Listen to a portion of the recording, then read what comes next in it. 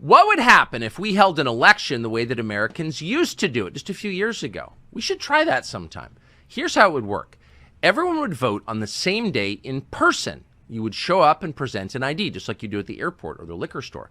Then you'd mark your preferences on a piece of paper. You do it manually. There would be no electronic voting machines. There would be no drop boxes or absentee ballots. The poll workers would probably be people that you recognize from your own zip code. They'd be your neighbors. They would not be employees of Mark Zuckerberg from California. As for the names on the ballot, you would get to choose those yourself, as citizens do in a democracy. Judges wouldn't be allowed to tell you who you can vote for and who you can't vote for. You'd get to decide. And then once you voted, nobody could order a stop to the vote counting. That would be illegal. So you would know the results of the election in just a few hours, and you would feel pretty confident that they were pretty real. That's how we used to do it in this country. What would happen if we tried it again? Well, as it happens, the state of Iowa did that very thing last night. They had their caucuses. That's the first contest in the 2024 presidential cycle. It all felt very retro, very non-third world. But the results were interesting. Here they are. Donald Trump won 51% of the vote. Governor Ron DeSantis of Florida got 21%. Nikki Haley got 19%. In other words, Donald Trump won decisively. At this point, it's hard to see how he's not the Republican nominee, because he didn't just win last night. He triumphed overwhelmingly by a historic margin. Trump won the Iowa caucuses by about 30 points. That's more than double the previous record. That was set in 1988 by Bob Dole. So last night was not close. It was a shocking blowout. Trump did to Iowa what the Vikings once did to the Irish coast. Only smoldering huts remain. Chris Wallace looked like he was going to be sick. On the other channels, they cast about looking for an explanation for this unexpected calamity. Here was NBC News' quote, explanation. This is a state that is overrepresented by white Christians that are going to participate in these caucuses, yes. Especially tonight. Earlier today, reached out to Robbie Jones, from the Public Religion Research Institute, knowing that we were going to talk about Iowa. And this is a hyper-evangelical white state. I asked him, what do they get out of supporting Donald Trump? Because he keeps losing, he keeps delivering losses and losses and losses. And he said the following. They see themselves as the rightful inheritors of this country, and Trump has promised to give it back to them. All the things that we think about electability, about, what are people gaming out, or none of that matters when you believe that God has given you this country, that it is yours, and that everyone who is not a white conservative Christian is a fraudulent American. Oh, the whites. You can see Chris Hayes just repeating himself, I just want to keep my job. I just want to keep my job. But they're very upset. And at some point, it'll be interesting after all these many years to discover why a certain sort of person fears Donald Trump to the point of hysteria. There's an awful lot going on there, much more than we publicly acknowledge. But in the meantime, it is enough to know who NBC News believes is at fault for yesterday's history-altering calamity in Iowa. It was the whites, the Christian whites. You knew that. And if you're being honest, you can see why NBC is so upset. At this hour, millions of devout Christian whites are streaming illegally over our borders, toting their blonde children in their prayer books.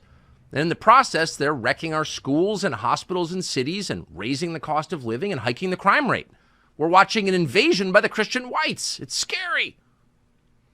But it's not just NBC that feels this way. Joe Biden's entire re-election message is based on hating these dangerous Christian whites. You heard it unmistakably in his speech last week to a black church in Charleston. You should watch the whole thing online if you'd like a preview of every Democratic presidential campaign to come for the next generation. It's the Robert Mugabe strategy. The real problem, Joe Biden explained, is the whites. They did it. Never mind that white people's life expectancy is dropping faster than any other group in America, thanks in large part to suicide, and that they will soon be a minority in the country their ancestors founded. If anything, these trends aren't accelerating fast enough, says Mugabe Biden. There are too many white people. It's their fault. So Democrats and the media have been saying species of this for years, as you know, and they say it both because apparently it works politically and because they sincerely believe it. And there's no sign they plan to stop anytime in our lifetimes. But for now, they have a more pressing problem on their hands. And that's how to stop Donald Trump and his white Christian campaign. And that's a tough one. And it's made tougher by last night's results. Thankfully, they have a plan, and the plan is Nikki Haley. Now, Haley, frankly, underperformed last night. They told us she was surging in Iowa. She was not surging. Nobody really likes her. She came in third by a thin margin, and that denies the media the chance to declare her the one true alternative to Donald Trump. But don't expect them to give up on Nikki Haley. A Nikki Haley presidency is a lot like a war with Iran. It's a terrible idea. No normal person wants it. But because a small, well-funded group of extremely enthusiastic activists are determined to have it anyway, we are perpetually on the verge of getting it. The next skirmish in this ongoing battle is going to take place a week from today in New Hampshire. And hard as it is to believe, Nikki Haley could do pretty well there. She could even win the New Hampshire primary, potentially. How's that possible, you ask? Well, it's taken a lot of coordinated effort and, above all, an awful lot of money. Judging from available disclosures, Nikki Haley's team is burning through about $3 million a week in New Hampshire. By contrast, Ron DeSantis seems to be spending zero there. Now, much of Haley's money comes not from Republicans or conservatives, but from committed Democratic partisans. Anti-civilization activist Reid Hoffman, for example, is a major Haley supporter. Reid Hoffman is the founder of LinkedIn. He's a friend of Jeffrey Epstein's. He was a visitor to Pedo Island, in fact. He's also the guy who funded E. Jean Carroll's sexual assault case against Donald Trump. Reid Hoffman is a Democratic mega donor. In 2020, he gave $1 million to David Brock's American Bridge PAC. That's a group designed to physically harass Republican candidates. Hoffman's money has also helped to prop up the authoritarian governor of California, Gavin Newsom, as well as many others on approximately the same team. So you know exactly who he is. What's interesting is this cycle, Reid Hoffman is all in on Nikki Haley. His cash is paid for one of the most shameless propaganda operations in memory. So the very same people who told you 4 years ago that Joe Biden was a jovial, moderate grandfather is trying to return America to normal, those same people are now trying to sell Nikki Haley as a conservative woman of principle. And one of the most enthusiastic peddlers of this absurdity is the neoliberal governor of New Hampshire, Chris Sununu. He's been stumping for Nikki Haley in multiple states. Now, you may not know much about Chris Sununu. He gets relatively little attention outside of New England. His charmlessness makes him a terrible TV guest, so they don't put him on very often. But there's probably no Republican office holder in the country who hates Republicans more than Chris Sununu does. At one point a few years ago, he complained that there were just too many whites in New Hampshire. Sununu has far more in common with Joe Biden than he does with the residents of, say, Coos County. Listen to Chris Sununu explain how Nikki Haley is the natural leader of conservative Republicans because she's got her bony finger directly on their pulse. When you put all that package together of experience, the fact that she is the wife of a combat veteran, the fact that she's a mom, the fact that she brings some humanity to a lot of these very tough issues, and most importantly, again, it's not a big government solution out of Washington that we're promised. She looks at every issue through the eyes of the voters, through the electorate. She looks at the issues through the eyes of she's channeling you. Because the thing about Nikki Haley is she's just totally real. She's America's most authentic person who somehow wound up in this phony business of politics, probably against her will. She's doing it for your sake. But Nikki Haley knows what Republican voters care about because she feels it deeply in her soul. It's reflexive. She leads from her gut. She sees the world through your eyes. Nikki Haley is not a bloodthirsty, power-mad feminist robot who takes millions in cash payoffs from the people who make weapons of mass destruction in exchange for promoting their wars. Oh, no, not at all. Nikki Haley is one of us. We can trust her. Okay, Chris Sununu, you seem like an honest guy. We believe you. But will voters in New Hampshire, Republican voters, believe Chris Sununu? Some of them probably will. Haley's approval numbers among self-described conservatives remain remarkably high. Why? Well, because she's been endlessly promoted on the news outlets they watch and read. Thank you, Wall Street Journal. But those outlets are not telling them the truth. Nikki Haley is not a conservative. That's not a slam on her. It's just a fact. Nikki Haley's a committed neoliberal, just like her creepy little friend Chris Sununu. And it's measurable. For example, how many Republican primary voters support the wave of illegal immigration that is currently destroying our country? Not many do, but Nikki Haley does. Illegal aliens are not criminals, she once explained to her friends at the Aspen Institute. We can't disrespect them. How dare you disrespect them? We should give them amnesty. Reid Hoffman agrees with that, and that may explain why he sent her so much money. And then there's the issue of BLM. Consider that. Did Republican primary voters support the rioting and looting and killing that enveloped this country after George Floyd died 3.5 years ago? They didn't seem to support it, but Nikki Haley did support it. Quote, "It's important to understand that the death of George Floyd was personal and painful for many. In order to heal, it needs to be personal and painful for everyone." Nikki Haley wrote that on Twitter as the fires were burning. Nikki Haley wanted the rest of us to suffer because some armed robber died of a drug OD after passing a counterfeit bill at a convenience store in Minneapolis. And in the end, we did suffer for it. We suffered very badly. Nothing in this country has been the same since. But Nikki Haley has never apologized for that. She meant what she said. Then you've got to wonder if normal people, if Republicans, for example, still want to spend billions more to the corrupt oligarchs in Ukraine. At one time, a lot of Republicans did want to send more money to Ukraine. But at this point, now that we have the evidence of what the results are, they probably have some reservations about that. By the time the Ukraine catastrophe reaches its depressing and inevitable conclusion, the United States, its taxpayers, will likely be on the hook for $500 billion all in. So it's fair to ask, what did they get in return for all that money? Well, we got an entire generation of dead Ukrainians.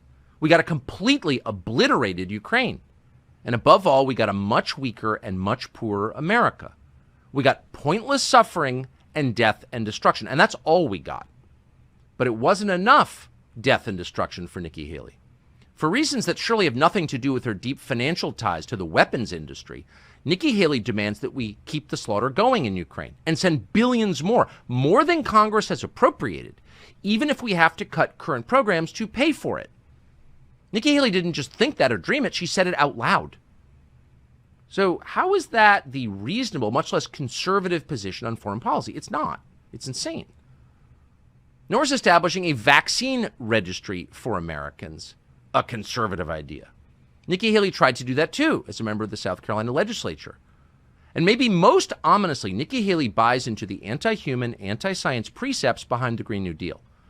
Haley has said repeatedly that she accepts the terms of the so-called climate debate as devised by the forces currently trying to destroy the West. Haley has declared climate change a, quote, national security issue. That's a position that further politicizes the U.S. military, something we very much don't need.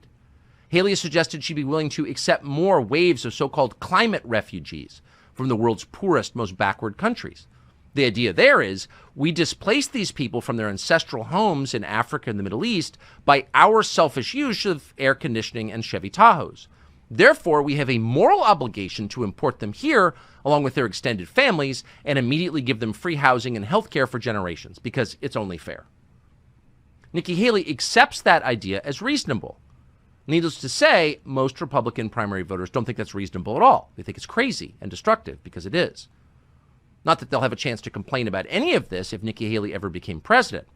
As she explained recently, people should not be allowed to express their opinions on the internet without first registering with the government. That's not exactly the constitutional position on free speech. That's the North Korean position on free speech. But whatever. Nikki Haley is our Margaret Thatcher. Yay, girl power. You wonder how many Republican voters could ever fall for something like that. Some of them probably will, the ones who haven't bothered to learn the details. In New Hampshire, it's not going to take a lot of those. New Hampshire has an open primary system, and that means that non-Republicans get to help choose the Republican nominee. Next week, estimates suggest that 40%, maybe more, of all primary voters in the Republican primary will not be Republicans. So who will they be? Well, they'll be liberals, like this one. Yeah, I'm still undecided on who I'm voting for. I'm a Democrat, but I think Biden's too old to be in office, and I watched the Republican debate, and I think Haley, I definitely don't agree with a lot of her platform, but I think she has a lot of momentum behind her, and I think she's much more capable than both Trump and Biden. Wow, you mentioned that you're a Democrat and said Joe Biden's a little bit too old. If it came down to Nikki Haley versus Joe Biden, which way would you lean then? I think I'm still undecided on that. I definitely agree a lot more with Biden's platform, but I think Haley's more capable of the job. That poor girl. She'll be embarrassed by that tape at some point. But she went on in that video to explain that the issues that she cares most about in the world are, quote, climate and transgenderism. So that's where she is politically. And if Nikki Haley wins the primary next week, it will be because of people like the woman you just saw. They are the real Nikki Haley voters. Now, if Nikki Haley wins or even does very well in New Hampshire, it'll be a big story, of course, and we'll hear a lot about it. But then what happens? It's a long primary process. New Hampshire is just one small, heavily wooded state out of 50. Will Republicans in other states back Nikki Haley too? Will she win a string of these? Well, they're not going to vote for her voluntarily. Haley can only become the Republican nominee if Republican primary voters have no one else to vote for. So the plan works like this. Ron DeSantis drops out after losing a few contests in a row. He simply runs out of money and has to head back to Florida. That could happen. And at that point, liberal donors swing as a block behind Nikki Haley, giving her bottomless resources. That's already happening right now. And then critically, Donald Trump goes to jail. And that could happen too, to be honest. And at that point, bam, Nikki Haley wins the Republican nomination by default. Now, it's not a foolproof plan. A lot could go wrong. But at this point, it's the only plan. It's all that Democrats have. Joe Biden is going to have a very hard time getting reelected, much less serving another term. It's impossible to imagine that. Yet the party cannot replace him because that would leave Kamala Harris, who is even more unpopular than he is. Because Harris is a member of the new master race, she cannot be booted off a presidential ticket. She must be shown maximum respect at all times, no matter what she says or does. And so that means the Democratic Party is stuck with two fatally unpopular candidates. It's their doing, of course, but it's a massive problem. They can't get out of it. So their only option at this point is to run a Republican who has the same views as Joe Biden and Kamala Harris. And that is exactly what they're doing right now, no matter what they tell you. And that candidate's name is Nikki Haley.